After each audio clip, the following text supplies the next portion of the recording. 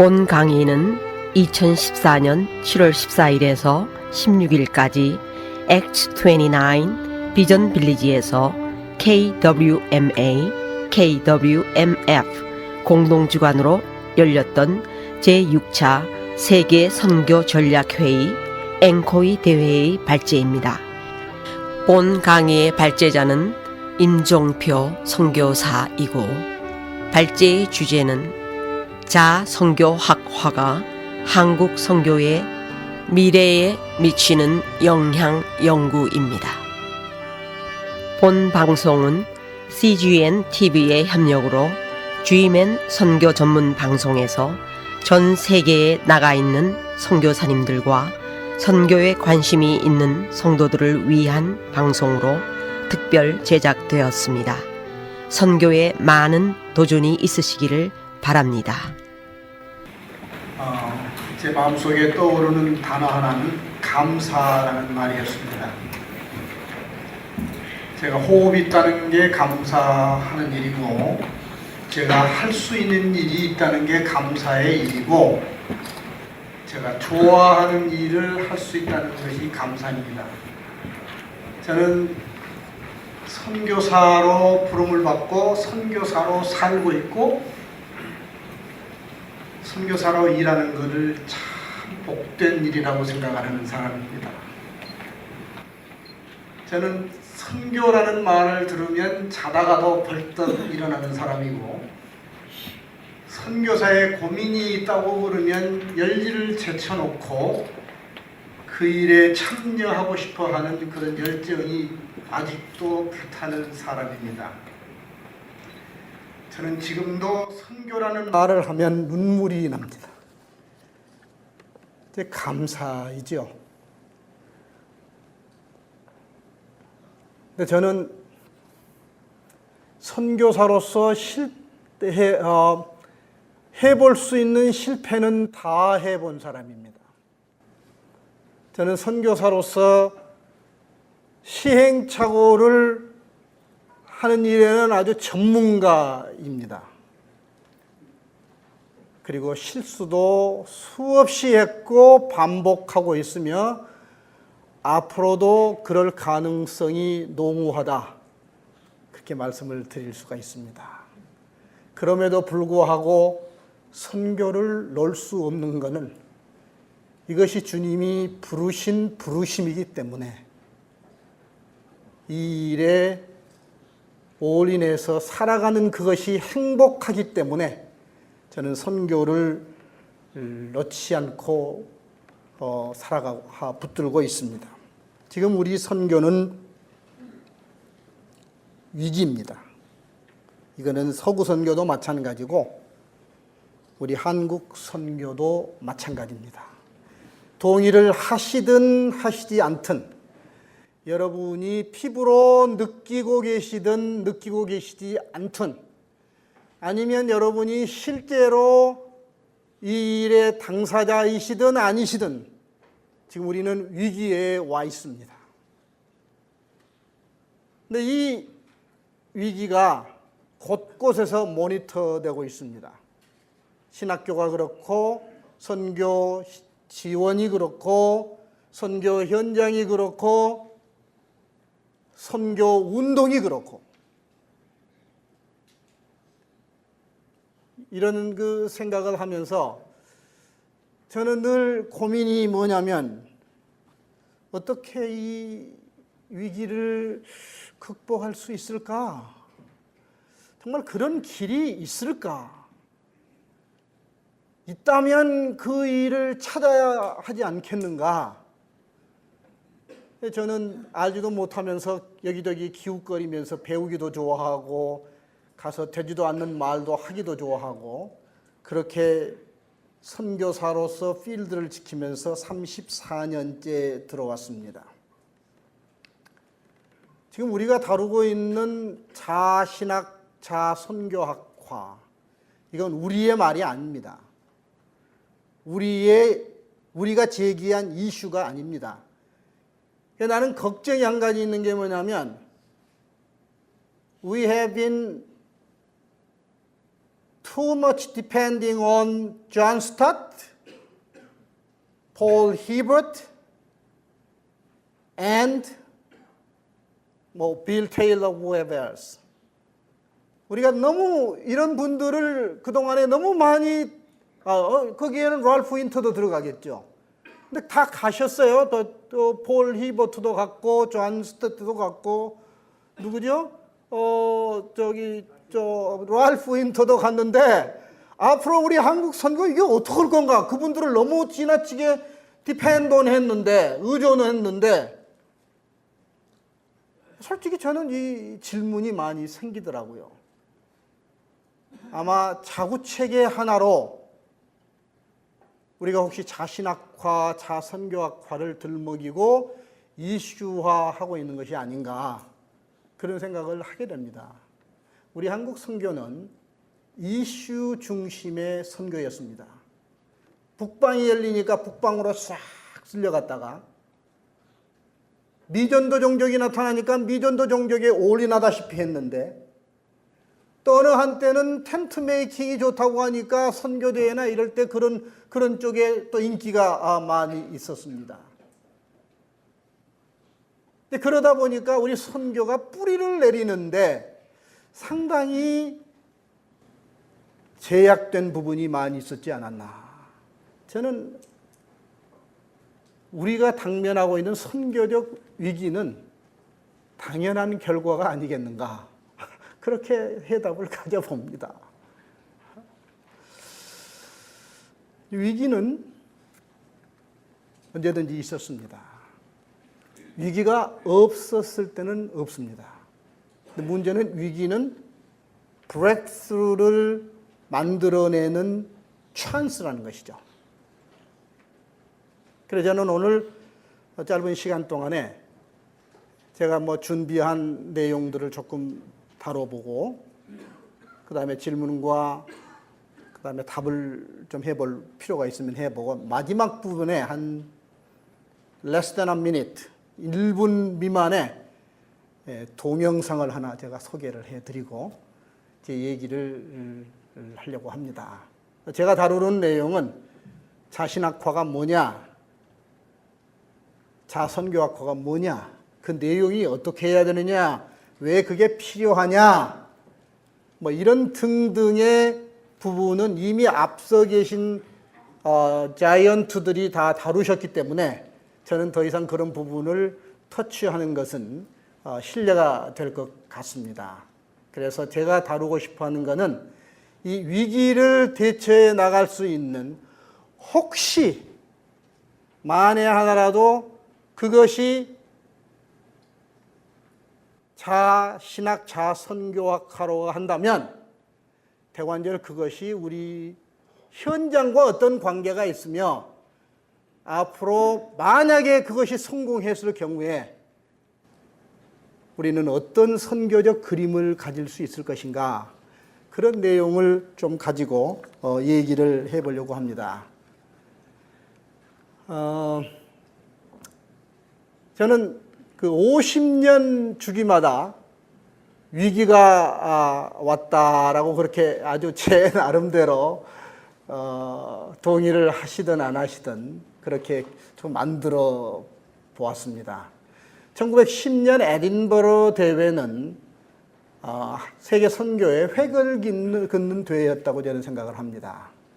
근데 왜 제가 배워서 하는 것도 되지만 최근에 한국 어떤 분들이 힘을 모아서 10권의 책을 만들어냈습니다. 번역해서 낸 게 에딘버러에서 다루었던 전체 내용을 10권 전질로 만들어 놓은 거를 그 책을 번역했던 후배가 저에게 얼마 전에 증정을 해서 지금 읽고 있는데 저는 상당히 그 좋은 문서를 손에 쥐게 돼서 감사하게 생각하고 거기서 많이 배우고 있습니다.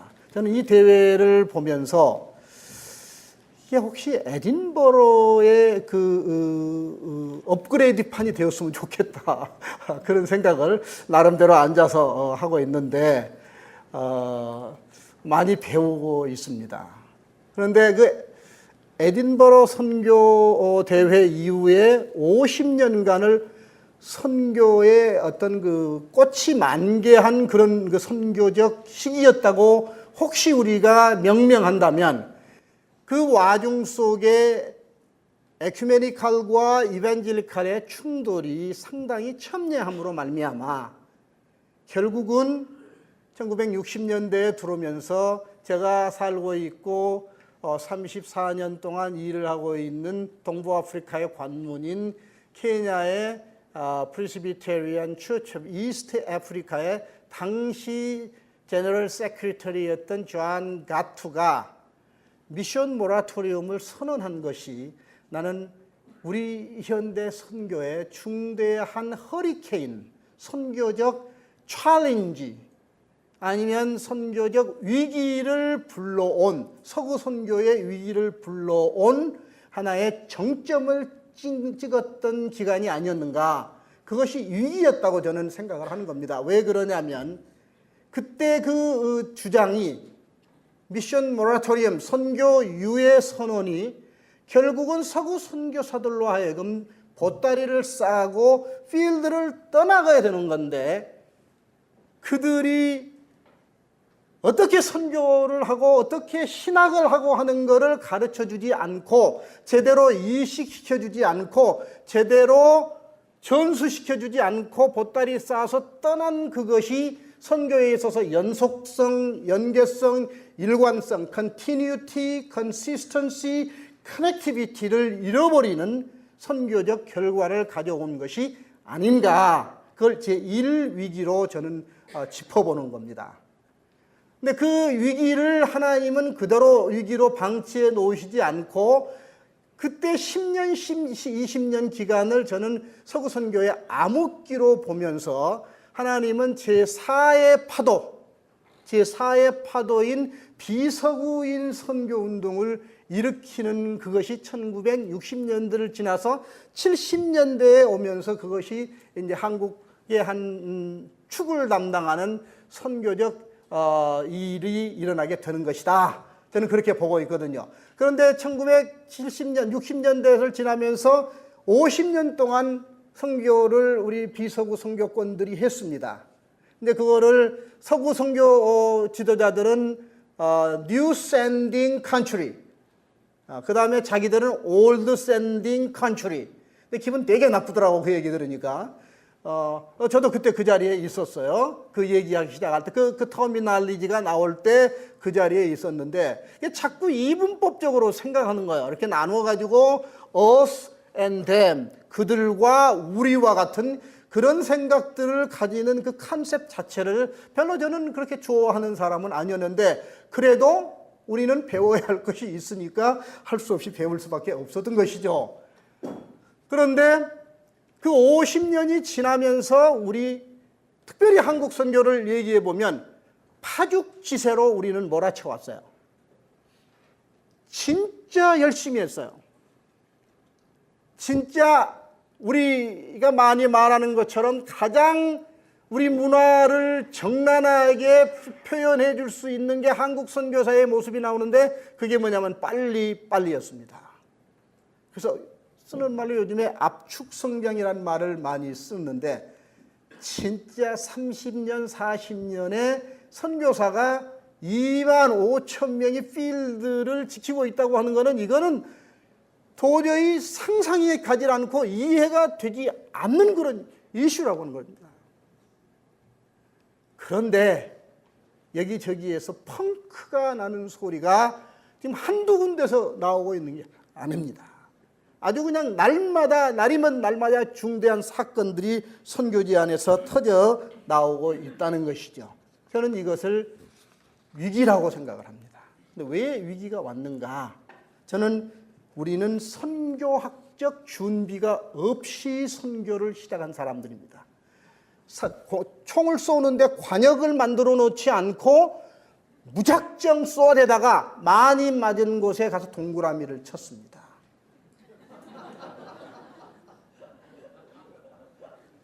그것이 우리 선교입니다. 그래서 시행착오를 너무 많이 했습니다. 근데 그게 왜 그랬느냐? 여러분 가지고 계신 제 핸드아웃에 164페이지를 한번 보시기를 바랍니다. 164페이지 보면 그림이 하나 나옵니다. 이 그림이 나오는데 이 그림의 왼쪽 칼럼을 보시면 선교사역의 방법들, 미셔너리 메소드라고 하는 것이 나오는데 이게 우리의 현실입니다. 지금 우리는 선교학이나 신학의 바탕 위에서 선교가 되어진 게 아니고 사역을 하다가 선교학을 들먹이고 신학을 찾아오는 겁니다. 이게 도취가 됐습니다. 기본기가 없이 운동을 시작한 겁니다. 그러니까 맨날 공을 차도 공중으로만 차고 맨날 축구를 해도 페널티 박스에서 넘어지기를 잘한다고 그렇게 표현을 하듯이 한국 축구를 그렇게 표현을 하듯이 우리 선교가 시행착오 실수 실패의 연속일 수밖에 없었던 것은 나는 이런 기초에서 시작된 거라고 생각합니다. 근데 이거를 이미 서구 선교사들은 다 얘기를 하고 있습니다. 예를 들어서 아까 문 박사 얘기했던 Missionary Methods St. Paul's or Ours라는 그 책 번역이 돼 있더라고. 홍병용 씨가 책을 번역했는데 꼭 한번 일독을 하셨으면 좋겠어요. 2012년에 미국의 선교학회가 로런드 알렌을 기념하는 100주년인가요? 그걸 기념하는 학회를 해서 책이 나와 있습니다. 근데 서구 선교도 사실은 이런 선교였는데 이거를 비판한 사람이 누구냐면 롤런드 알렌이고 1959년에 크리에이티브 텐션이라는 책을 쓰신 스티븐 닐이 유명한 얘기 했잖아요. If everything is mission, then nothing is mission. 제가 이 얘기를 요즘에 아주 달고 살아요. 만약에 모든 것이 선교라고 한다면 아무것도 선교가 아니다. 지금 우리가 그런 현주소예요, 지금 이게.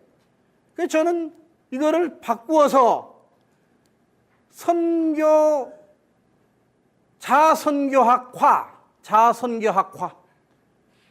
이건 필드에서 되어지는 거죠. 선교학이라는 거는 behavioral science죠. 행동이 수반되는 것이죠. behavioral science. 그래서 행동을 수반하는 기초가 인문학이어야 되고 고고학일 수도 있고 심리학일 수도 있고 인류학이 될 수도 있고. 근데 우리가 이 부분이 너무 기본기가 약하다는 것이죠. 선교학 없이 출발하는 선교를 우리는 전환시켜서 선교학의 준비를 충분히 시키고 철저하게 하지 않으면 안 된다는 것이죠. 단추를 다 시키자는 것이죠. 이게 미래를 대처해 나가는 우리가 여기서부터 출발하자고 하는 것이죠. 그래서 현장에서 선교학에서 신학이 나오고 사역 방법을 개발해 내자는 것이죠. 여기 와 있는 김정환이라고 하는 그 친구는 이 사람은 한국 선교사들이 하고 있는 사역 유형을 전부 모아서 분류를 했는데 그 분류를 180가지인가를 분류해냈더라고요. 그래서 그런데 그 가만히 보니까 이 문제가 되는 게 뭐냐면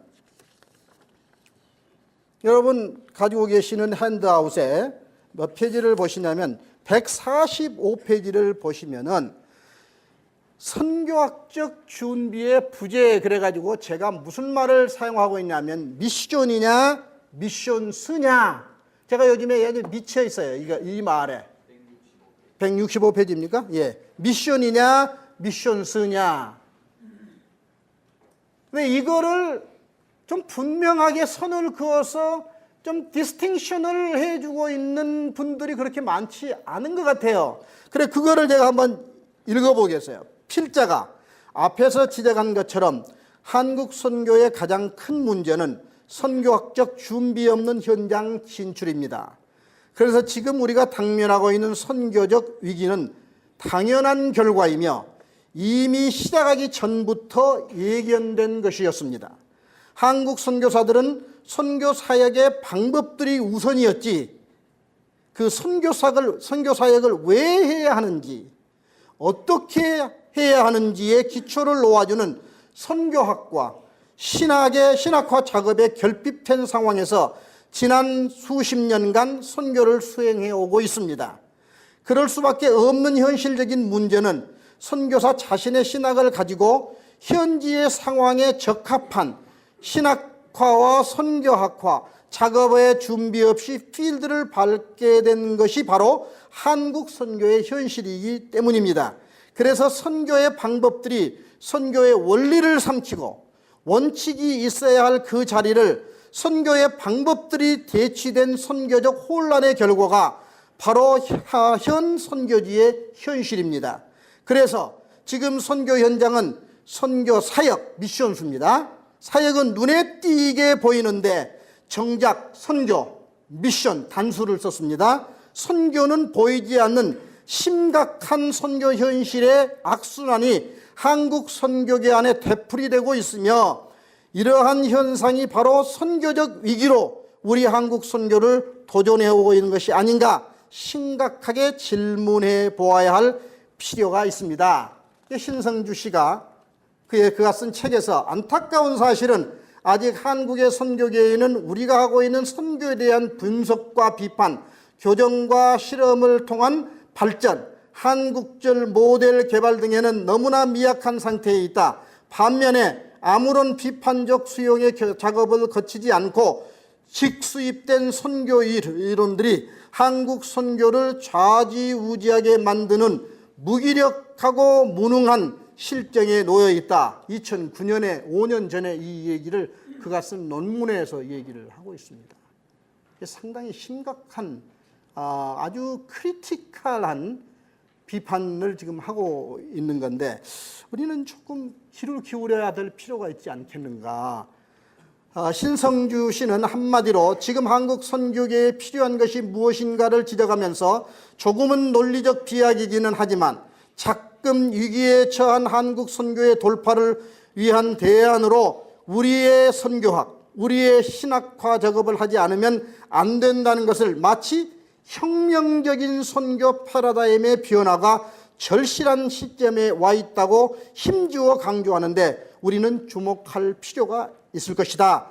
필자는 신학화, 자선교학화가 한국 선교의 위기를 풀어주는 해답이라고 단정적으로 말할 수는 없겠지만 분명한 한 가지는 한국 선교의 틀의 전환을 시도하지 않는다면 긴박한 한국 선교를 도울 수 안 된다는, 시도하지 않으면 안 된다는 긴박한 한국 선교의 선교를 도울 수 있을 것이라는데 동의한다. 그럼 조금 현장의 형편을 더 깊이 들여다보기로 합시다.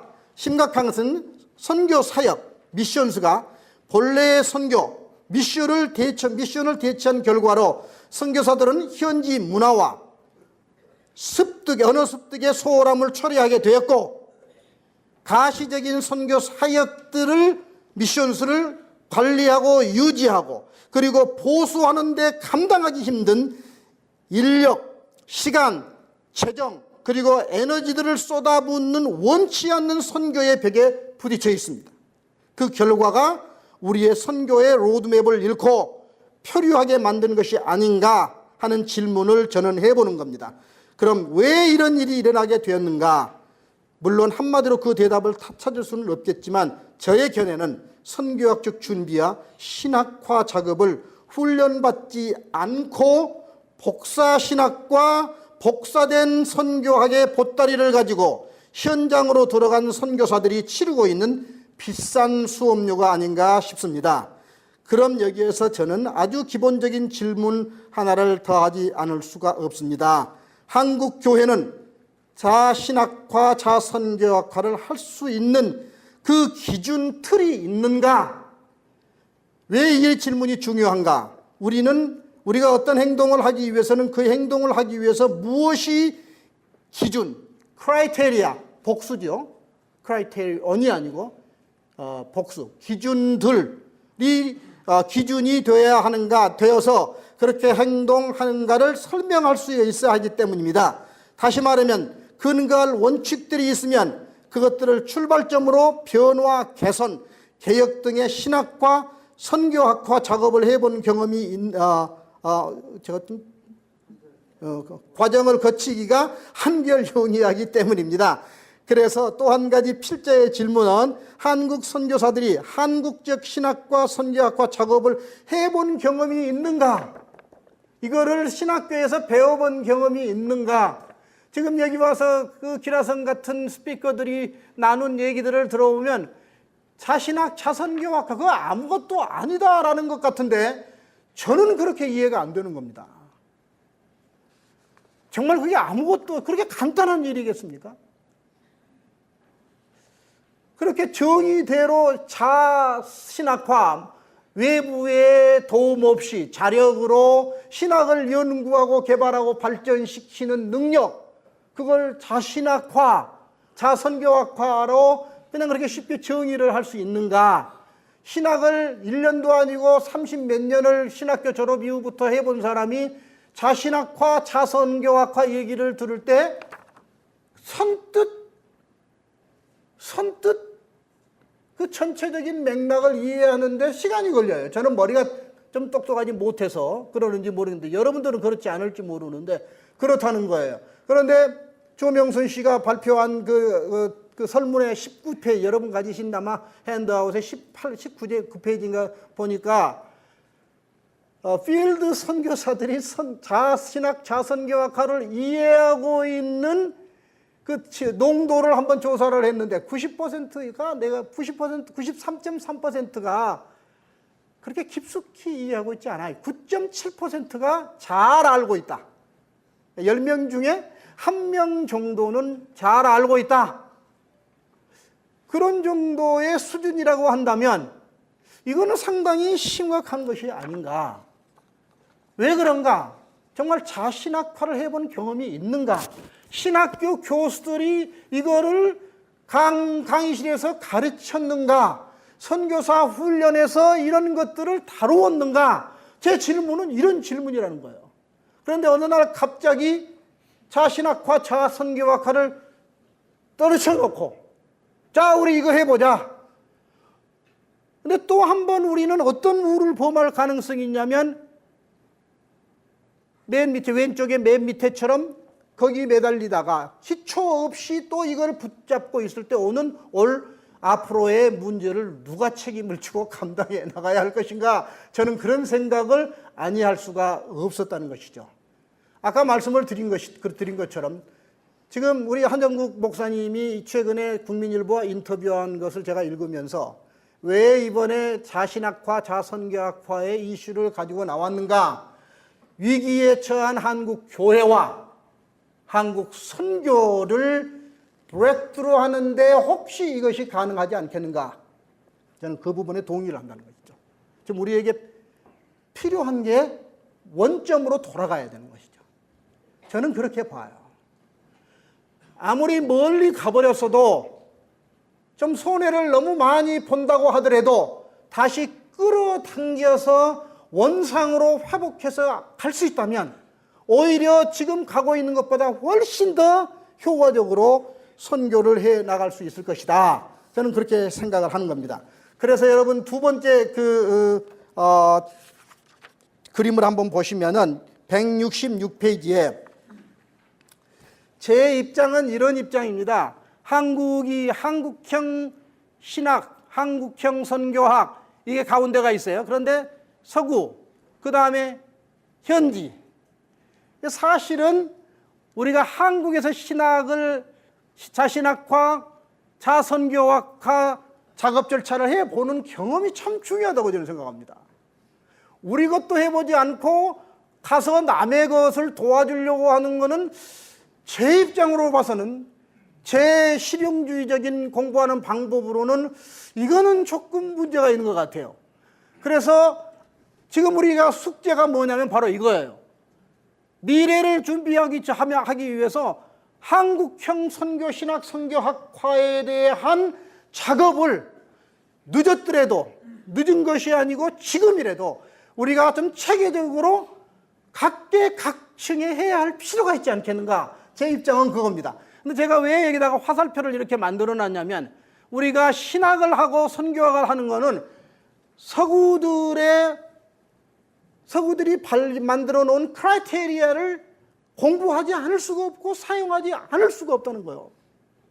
제가 그 얘기 말씀드렸잖아요. 예를 들어서 여러분이 PhD 논문을 하시면은 남이 해놓은 이론을 보고 구멍을 찾아서 그 구멍을 개발시켜서 이론을 만들어 나가는 것이 PhD의 일종의 이론 개발이 될 수가 있는 거거든요. 아무것도 없는 상황에서 이걸 할 수가 없다는 것이죠.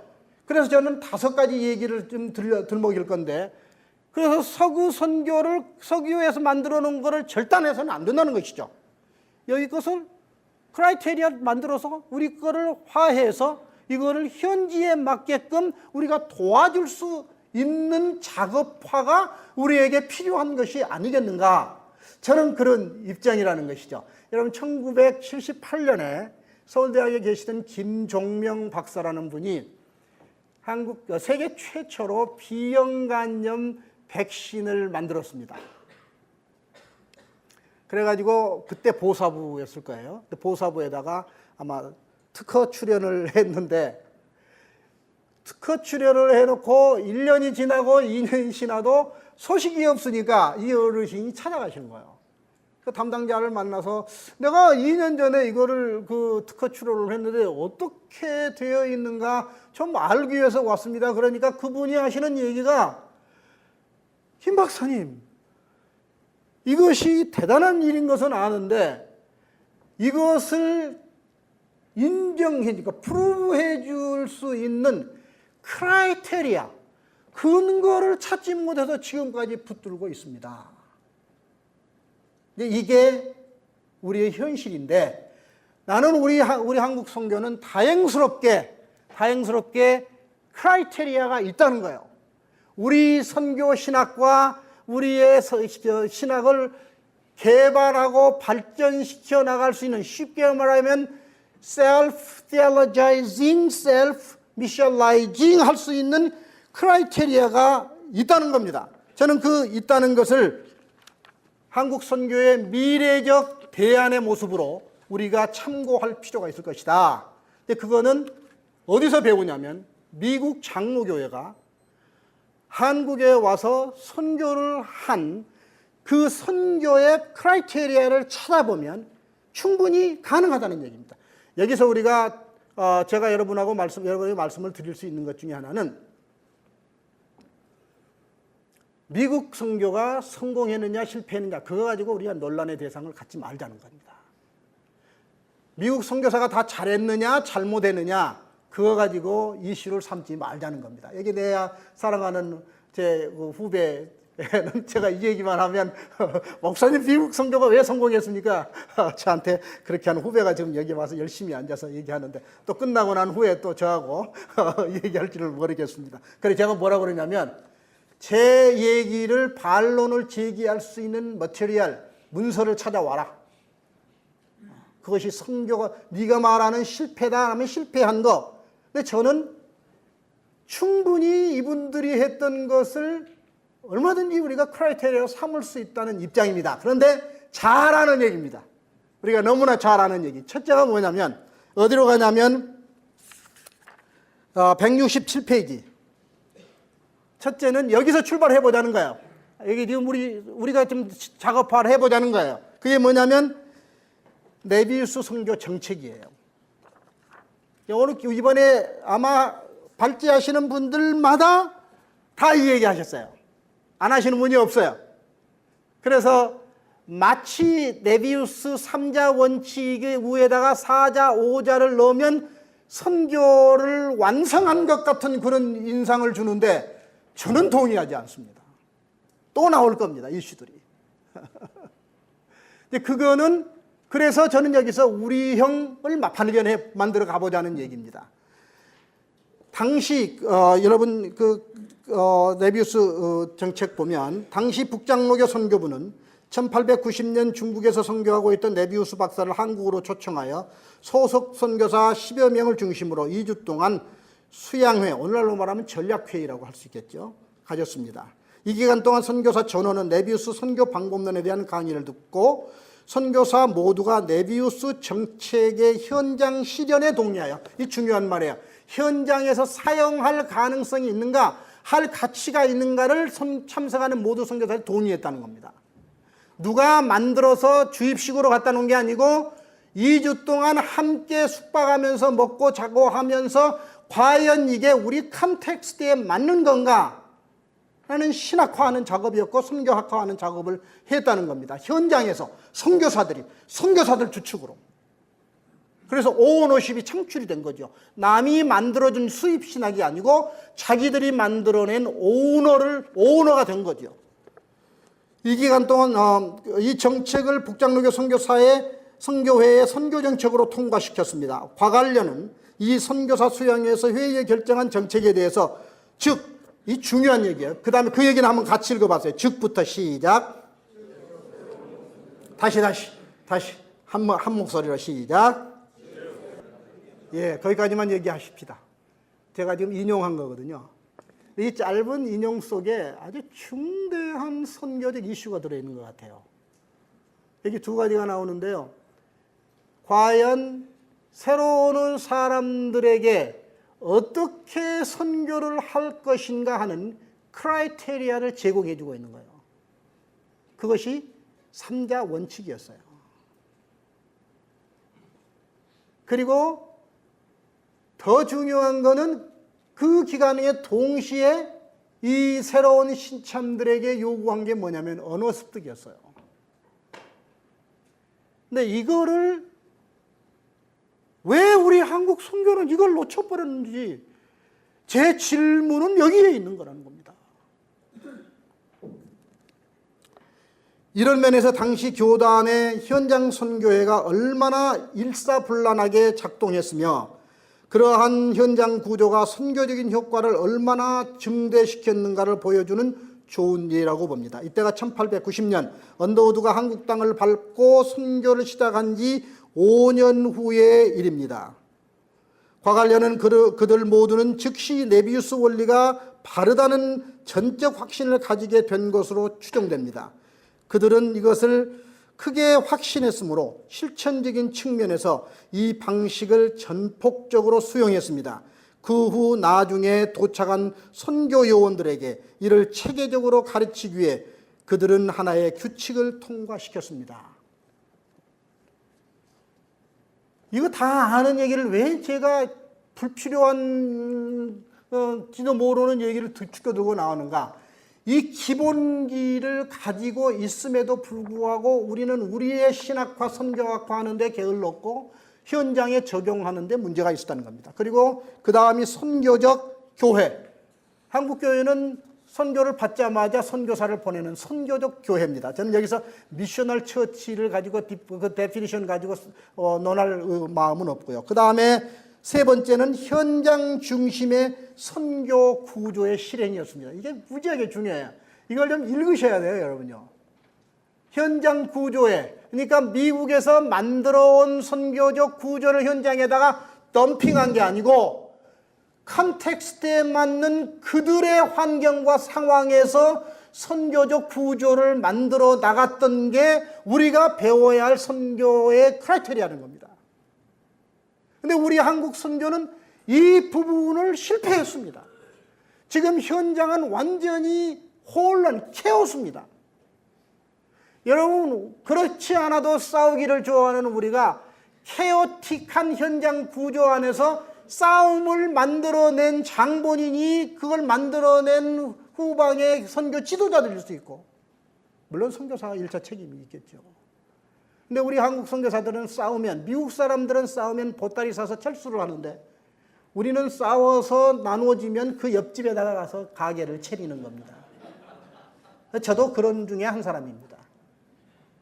저도 자유롭지 않다는 것이죠. 그 다음에 네 번째 중요한 게 뭐냐면 철저한 성경 중심의 선교를 했습니다. 제가 놀란 건요, 이 미국 선교사들이 25년 50주년 주기로 선교사들 전체가 모여서 수양회를 하는데 그 미니트를 읽다가 맨 먼저 나오는 게 뭐냐면, 제가 프린스턴 신학교의 도서관에 가서 좀 찾아볼 일이 있어서 찾아보다가 깜짝 놀란 게 뭐냐면, 제 1번이 뭐냐면, 우리는 성경이 정확무한 하나님의 말씀인 것을 믿으며 이 말씀을 근거로 선교를 하는데 동의한다. 그걸 25년에 선언을 했고 50년에 선교 25주년, 50주년 그렇게 했다는 거죠. 그러니까 말씀을 니고시에이션의 대상으로 삼지 않았다는 것이죠. 근데 오늘날 우리는 말씀을 옆에 놓고 프로젝트가 말씀을 뒤엎어버린, 미션스가 미션을 대치해버린 그런 지금 현실이 아닌가, 그런 생각을 해보는 겁니다. 마지막으로 그 다섯 번째는 선교사들이 직접 전도를 했습니다. 여러분, 언제 우리 입을 열어서 우리 이웃에게 그리스도의 복음을 전하셨습니까? 선교사가 가지는 프리빌리지, 특권이 뭐냐면 복음을 직접 전할 수 있음에도 불구하고 우리는 중간상인 역할, 복음의 중간상인 역할을 하지는 않았는지 반성을 해야 되는 것입니다. 이런 상황을 보면서 어디를 보시냐면, 여러분이 없는데 제 핸드아웃에 제가 조금만 2분만 더 쓰겠습니다. 다 끝났습니다. 그러면 앞으로 이런 것들을 크라이테리아를 했다면 자신학과, 자선교학과가 미래의 한국 선교에 어떤 영향을 미칠 수 있을까?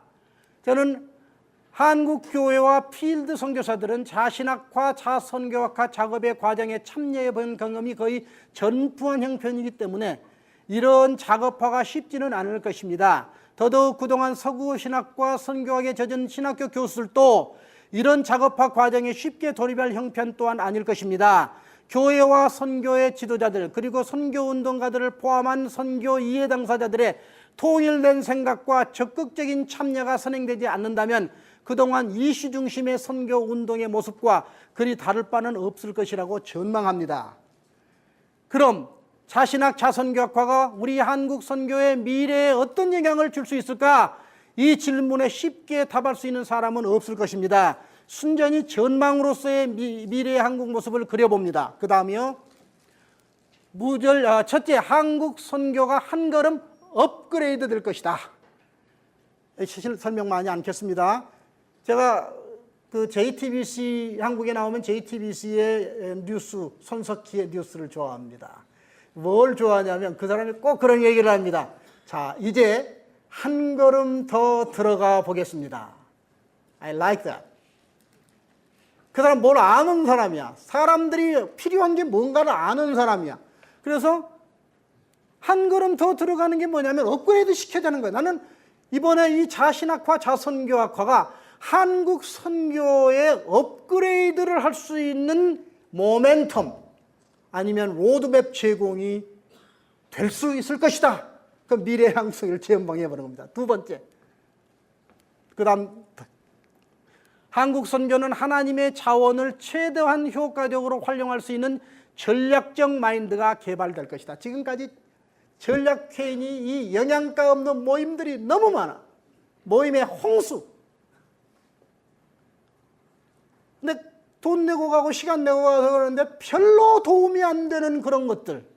근데 이런 그 쓰레기들을 이제는 쓰레기통에 좀 집어넣고 제대로 된 영양가 있는 전략을 개발해낼 수 있는 우리의 펠트니들을 만나주는 그런 전략적 모임이 시급해. 개발돼야 돼. 세 번째, 한국 선교의 당면한 고민인 선교의 틈새. 이걸 저는 선교의 블루 오션이라고 표현을 합니다. 지금 이 얘기만 하고 마칠게요. 이게 잔소리 많이 안 한 것 같았는데 시간이 너무 많이 가네. 그 선교사들이 고민이 뭐냐면요. 이양을 나이브하게 생각해가지고 막 지금 넘겨주려고 그러는데 주잔이 문제고 안 주잔이 문제고 필드는 압박감을 가지고 있습니다. SIM이 이양을 결정하고 17년 걸려서 모든 걸 손털고 나왔습니다. AIM이 거의 20년 걸렸습니다. 이 이양이 나이브한 일이 아닙니다. 이게 정말 선교사들의 생명줄과도 같이 연결이 되어 있는 건데, 이런 문제를 해결할 수 있는 방법 중에 하나가 나는 미션 블루오션, 선교 블루오션을 개발해야 된다고 저는 생각합니다. 은퇴를 하고라도, 이양을 하고라도 선교사들이 할 수 있는 사역을 해보자는 거죠. 앞으로 2020년이 되면 약 5, 6천 명이 돌아올 건데, 은퇴가 돼서. 그거 어디다 수용을 하겠어요? 이게 좀 심각한 문제라는 것이죠. 그래서 이런 선교 자신학화, 자선교학화가 혹시 미래적 대안으로 많은 그 블루오션들을 만들어내는 그런 것이 될 수 있지 않겠나. 그런 그 세 가지 것을 제가 전망을 합니다. 미안합니다. 시간 내가 너무 많이 썼습니다. 감사합니다.